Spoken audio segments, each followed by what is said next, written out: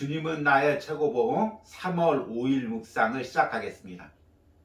오늘의 제목은 사명에 충성하십시오입니다. 오늘의 말씀을 읽겠습니다. 어제와 같은 본문입니다. 사도행전 20장 24절입니다. 내가 달려갈 길과 주 예수께 받은 사명 곧 하나님의 은혜의 복음을 증언하는 일을 마치려 하면은 나의 생명조차 조금도 귀한 것으로 여기지 아니하노라. 아멘. 오늘 말씀은 어제 말씀과 동일합니다. 어제도 이 본문을 통해서 사명이라는 주제로 묵상을 했습니다. 여러분, 이 본문을 읽고 사명이라는 주제로 묵상할 때 여러분 마음이 어땠습니까? 조금 무거움으로 다가왔겠죠? 저 역시도 마찬가지입니다. 사실 이 말씀은 제게는 좀 개인적으로 특별한 말씀입니다. 저희 아버지가 생전에 많이 좋아하셨던 말씀이고 지금도 시골집에 뒷동산 가면은 아버지 묘소에 묘비에 이 구절이 적혀져 있습니다.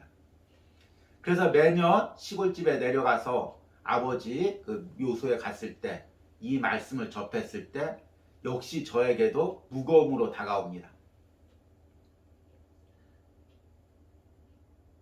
사명을 위해서 내 모든 것을 내어주고 심지어는 생명까지도 아끼지 않겠다는 이 바울의 고백이 어찌 무거움으로 다가오지 않겠습니까? 그런데 사실은 이 무거움으로 포장된 이 말씀 안에는 주님이 주시는 사명의 참된 기쁨이 있습니다.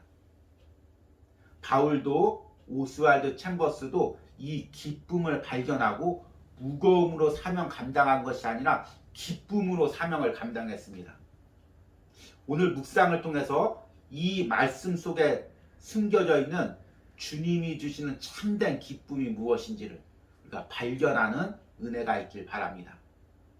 오늘의 묵상입니다. 희락이란 내가 창조되고 거듭난 목적을 온전히 이루는 것이지 어떤 일을 성공적으로 이루어낸다는 것을 의미하지 않습니다. 주님께서 누리셨던 희락은 아버지께서 그분을 보내신 뜻을 이루는 데 있었습니다. 그래서 주님은 아버지께서 나를 보내신 것 같이 나도 너희를 보내노라고 말씀하셨습니다. 주님으로부터 받은 사명이 있습니까? 그렇다면 그 사명에 충성해야 합니다. 그리고 그 사명을 이루는 것만을 위해 나의 생명을 소중히 여겨야 합니다. 어느 날 예수님으로부터 이러한 말을 들으며 기뻐할 것을 생각해 보십시오. 주께서 당신을 보낸 뜻을 당신이 다 이룬 것을 아시고 주님은 말씀하십니다. 잘하였도다 착하고 충성된 종아. 우리는 모든 인생 속에서 자기에게 가장 잘 맞는 것을 찾아야 합니다. 영적으로는 우리가 주께로부터 사명을 받을 때 그것을 찾게 됩니다. 이때 주께서 주신 사명을 이루기 위해 우리는 주님과 동행해야 합니다.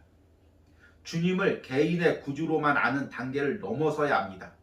우리도 주님께 바울에 관해 그가 내 이름을 위하여 얼마나 고난을 받아야 할 것을 내가 그에게 보이라고 하신 말씀을 감당할 수 있어야 합니다.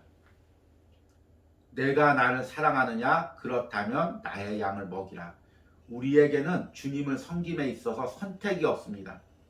오직 주님이 맡기신 사명에 절대적으로 충성하는 것 외에는 없습니다. 당신이 하나님과 가장 가까운 관계에 있을 때 주님이 주신 사명에 충성하십시오. 만일 주 예수님께로부터 사명을 받았다면 당신은 더 이상의 소명이 필요하지 않습니다. 이제는 오직 사명을 이룰 기회가 필요한 것입니다. 이후로 당신에게는 주님과 진정한 친분이 있었을 때 받은 그 사역에 충성하는 것이 주님의 부르심입니다.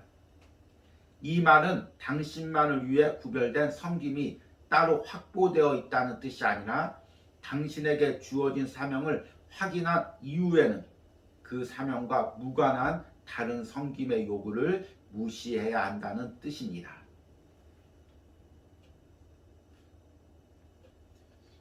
우리는 그동안 주님은 나의 최고봉을 통해서 사명이 무엇인지에 대해서 묵상을 했습니다. 개인적으로는 이 묵상을 통해서 사명의 본질이 무엇인지, 그리고 이 사명이 변질되지 않기 위해서는 어떻게 해야 되는지를 깨달았습니다.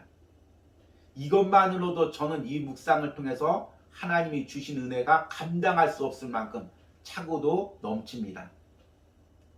주님이 주신 사명의 본질은 주님과 내가 친밀한 인격적인 관계 가운데서 주님이 나를 사랑하고 내가 주님을 향한 사랑을 고백하면서 주님이 주신 것입니다.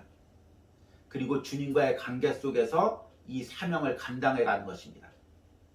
이 사명이 변질되지 않기 위해서는 어제 묵상처럼 세상의 시각이 아닌, 세상의 유용성의 시각이 아닌 주님의 시각으로 내 사명을 바라봐야 됩니다. 그런데 오늘 묵상에서 사명이 변질되지 않기 위해서, 사명의 본질을 지키기 위해서 또 하나의 중요한 이야기를 하고 있습니다. 그것은 무엇이냐면 우리 안에 사명을 감당할 때 내 안에 기쁨이 있는지를 항상 점검해 봐야 됩니다. 내가 주님이 주시는 기쁨으로 주의 일을 감당하고 있다면 나는 온전히 사명을 감당하고 있는 것입니다. 그런데 어느 순간부터 기쁨이 사라지고 원망과 불평이 생기고 또한 짜증이 생긴다면, 지루함이 생긴다면 이 사명을 행할 때 무언가가 지금 잘못 맞춰지고 있는 것입니다. 이것을 점검하고 돌이킨다면 우리가 사명의 본질로 돌아갈 수가 있습니다. 오늘 묵상에서는 이 부분을 이렇게 이야기합니다. 희락이란 내가 창조되고 거듭난 목적을 온전히 이루는 것이지 어떤 일을 성공적으로 이루어낸다는 것을 의미하지 않습니다. 주님께서 누리셨던 희락은 아버지께서 그분을 보내신 뜻을 이루는 데 있었습니다. 어느 날 예수님으로부터 이러한 말을 들으며 기뻐할 것을 생각해 보십시오. 주께서 당신을 보낸 뜻을 당신이 다 이룬 것을 아시고 주님이 말씀하십니다. 잘하였도다 착하고 충성된 종아. 저자는 우리가 주님과 하나가 되면 주님이 주시는 참된 기쁨이 우리 안에 있고 그 기쁨으로 주님과 하나가 되어서 주의 일을 하게 된다고 말합니다.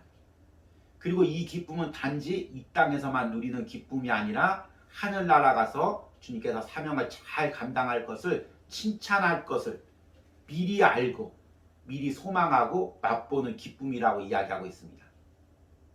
그러기에 우리는 주의 일을 하면서 항상 내 안에 두 가지를 점검해 봐야 됩니다. 하나는 내가 세상의 시각이 아닌 주님의 시각으로 내 사명을 바라보며 일하고 있는지, 또 하나는 내 안에 주님이 주신 참된 기쁨이 있는지. 이것이 만약 어그러지고 있으면 내 사명이 변질되고 있는 것입니다. 그러면 또 묻겠죠.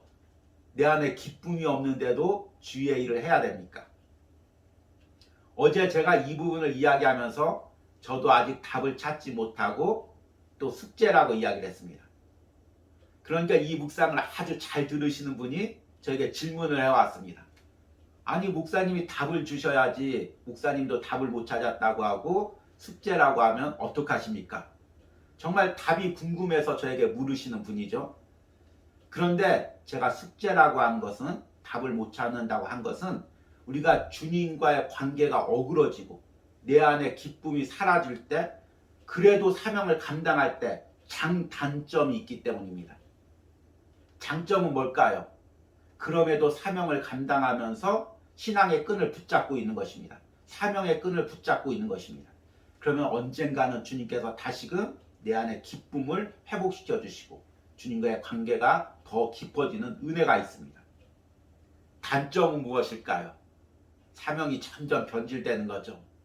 오히려 내가 더 타락의 길로 걷고 내가 사명을 행함으로써 타인에게 상처가 주고 오히려 공동체에 피해가 주는 것입니다. 세상에서는 하나님의 영광을 가리게 되는 것입니다. 어느 게 맞는 것일까요? 오로지 주님만 아시죠. 내 상황에 맞게 주님께 기도할 때 주님께서 그럼에도 불구하고 사명을 이어가라 말씀하실 수도 있고, 잠시 내려놓고 나와의 관계를 회복하라. 그렇게 말씀하실 수도 있습니다. 중요한 것은 뭐냐면 사명을 행하면서 내가 주님과의 관계가 멀어지고 있다면, 기쁨이 사라지고 있다면 먼저 그것을 찾기 위한 노력을 해야 된다는 것입니다. 주님 앞에 무릎 꿇고 기도하고 다시금 주님과의 관계 앞으로 달려갈 수 있도록 성령님께서 나를 이끌어 주실 수 있도록 기도해야 되는 것입니다. 내일은 거룩한 주일입니다. 여러분을 다 맡겨진 사명이 있죠. 때론 무거움으로 다가오기도 했을 것입니다.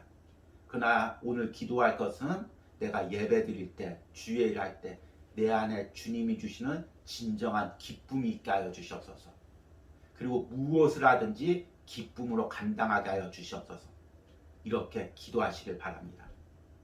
오늘의 적용 질문입니다.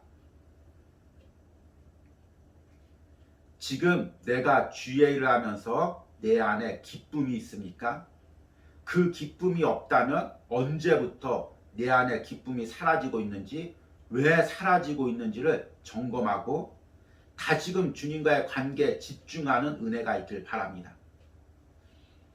제가 항상 적용 질문을 드리면서 때로는 꼭 글로 쓰고 또 이 부분을 기도하라고 이야기하고 있습니다. 그런데 오늘 적용 질문은 정말 중요한 것입니다.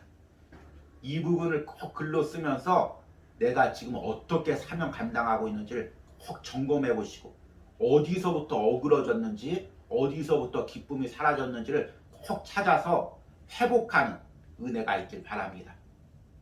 기도하겠습니다. 주님께서 십자가에서 물과 피를 다 흘리시고 아버지 온전히 내어주시며 우리의 영혼을 구원하시고 우리에게 사명을 주셨습니다.